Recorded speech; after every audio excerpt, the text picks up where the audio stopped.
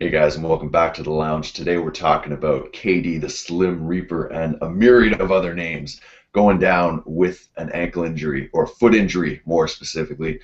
He's out 6 to 8 weeks. Mark, this is a big deal. He's one of the best players, the MVP. What does this mean to OKC? Well, first of all, he's out a bare minimum 6 to 8 weeks. What they're not talking about is other guys have gone through this. It's basically a fractured foot bone on the outside of his foot. What I'm reading from all these doctors and wannabe doctors around the internet are that Brooke Lopez went through this, and he was out for a year. He had to have a second follow-up surgery. There's a lot of question marks in terms of how long it takes to come back. Sometimes it takes 12 weeks. Sometimes they have to do the secondary surgery. And I mean, looking at how tall and slim this guy is, you never know. So I would not be hoping he's back in 2 months. I mean, I hope he's back in 2 months, but don't guarantee it. OKC may be in for some a little bit of trouble this season. And yeah, like they said when Paul George went down, Larry Bird said it: an injury can happen anytime, anywhere. Exactly. Well, they're estimating right now at the 6 to 8 that he's going to miss about a quarter of the season, roughly 20 games, which can make a big deal in a very competitive West. Now, do I think OKC's in danger of not making the playoffs? Maybe not, but as we saw last year, home court is everything. If you're going to come up against the Spurs or the Clippers or any of these other teams, you really want that Game 7 at home. Now, I was looking at this a bit of a different way because you're talking about Brook Lopez comparison. Now, I think him being thin kind of works to his advantage because you don't want that extra weight on the foot. But still, with feet, it's a very difficult thing. Now, there is another superstar on that team. His name's Russell Westbrook. And I know we've gone back and forth and talking who's the alpha dog, who's the king, who's the queen, however you want to say this one, with the Thunder. Now, he's going to get a chance to have his own team for those 20 games. He's going to shoulder load. Now, I want to put to you, do you think this is a good thing that he's going to be able to show his stuff? Or do you think that this is, as I do, potentially bad? Because if he shows that he can run his own team, is he going to want to stick around come next contract re-sign up? And when Durant comes back, are they going to be able to mesh well? Because I think Westbrook saw when he was out last year that Durant could hold the team on his own, and then mentally it helped him adjust to playing a little bit of second fiddle. I don't know if the same will be true if he's averaging 35 a game and the Thunder are, 13-7 or even better, which I think could happen. Well, I mean, as I told Junkyard Dog, it's Westbrook's team, and he nearly threw a table at me. And I'm going to stick to that. I think, this team nearly discombobulated during the playoffs when Russell Westbrook was averaging just as many field goals as Kevin Durant. I thought he had to take a lot less shots. He needed to distribute more. He's calling himself the best point guard in the league a couple of weeks ago. Don't forget that. I think the tables have turned completely. It's now absolutely going to be his team. Keep in mind, Caron Butler's not there, who was a great piece, a small forward coming in for Kevin Durant. I think there's going to be a meltdown, to be honest. I'm expecting them to be middle of the road or less team for the next 2 months as they figure out their identity around Russell Westbrook.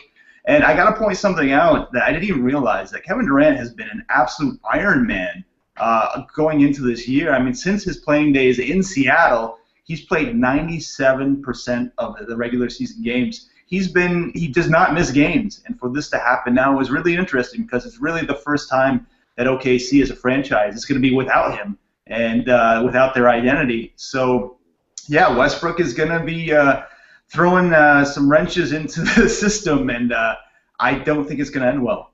Well, it's kind of funny, right? Because last year you could have said the same thing for Westbrook before he went down with his injury. He was an Iron Man as well. Like they were very lucky to have two superstars who stay on the floor for years and years combined. But the other ironic twist is Kevin Durant pulled himself away from Team USA to avoid situations just like this. He wanted to rest, avoid injury. And now, obviously, it's not here to say, had he done this, maybe he would have been healthy, but whatever. He's going to play basketball either way. And that was our whole argument with the Paul George bit. But at the same time, when Durant had to be the alpha dog, they had Reggie Jackson to step in for Russell Westbrook, and he's their arguably third or fourth best player, depending how you pin a buck in there. Now, without him, as you said, without Butler, they're really having that hole at small forward. I mean, they have Andre Robertson, who's a good defender. There's Perry Jones III, who I think is a poor man's version of Durant, and I'm actually excited to see him play. But if I'm going to look at the situation glass half full for OKC, I'm going to see that this is going to be the time where guys like Ibaka and Steven Adams, I know this is a sacrilege to be giving him shots, but these guys are going to be forced into a more prominent offensive role because as good as Westbrook can be, he can't be the only one. And we saw last year, even with Durant and Westbrook, they were still needing some extra points, and that's the difference between when they lost and they won. I mean, those guys would routinely go off, but it's how good the bench would produce. Now, I actually think that this is the year that if my intuitive forces are going, I'm going to say that Ibaka it's his best career year, and that this is the big storyline going forward is how good Westbrook and Ibaka can be on their own. And then all this talk about Washington and Durant is just going to churn up into this situation that no one wants to deal with because we've seen him at games in Washington. He's a big fan. He's a Redskins fan. You know, he's from there, and it's going to be a big pull. I mean, when you look at Washington, that's why they signed Paul Pierce to a 2-year deal to have that opening. So it's going to be interesting. I think everyone was wondering about Westbrook, running away to Tinseltown once his contract is up. But I think that the biggest issue right now is if Westbrook really shows he can have this team, and people argue he's a top 5 player, and he should have his own team.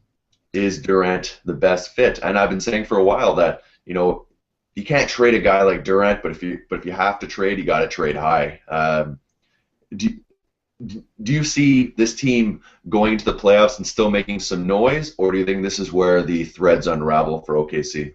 Well, it's interesting you mentioned that. I think if they're kind of sputter going out of the gates in a very, very, very difficult West, I think you're right. Those conversations, at least on the internet, with Washington and Lakers Clippers, is gonna unfold, and that puts a lot of heat on the players. And for me, the two people we haven't mentioned are Scotty Brooks and Sam Presti. Scotty's gonna have to learn how to coach a completely different lineup. I think, as you said, Adams is going to get more minutes, which will be great. I hope they'll play the two bigs together, try to experiment with Jackson and other guys. And, Presti might have to bring in a piece or two. And, he's one of the best in the league at doing that, coming out of the Spurs system. He knows what to do to build a challenging team.